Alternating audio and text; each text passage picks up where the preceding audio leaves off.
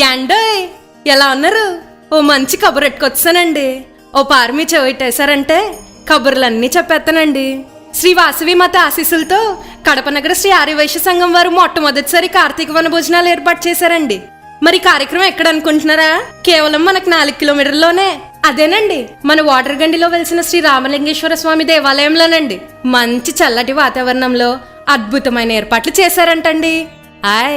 మరి ఆ రోజున ఉదయం 10 గంటలకు స్వామివారి పూజా కార్యక్రమం అనంతరం మీరు ఊహించని విధంగా ఎన్నెన్నో గేమ్స్, సాంస్కృతిక కార్యక్రమాలు మరియు ఎన్నెన్నో ప్రోగ్రాంలు షణ్ముఖ ప్రియ ఈవెంట్స్ వారిచే అద్భుతంగా ఏర్పాటు చేశారటండి.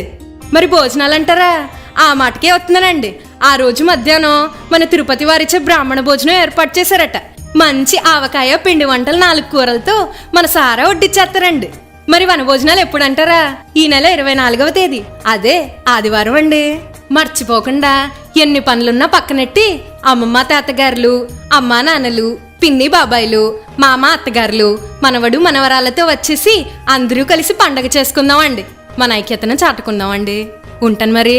దండాలండి.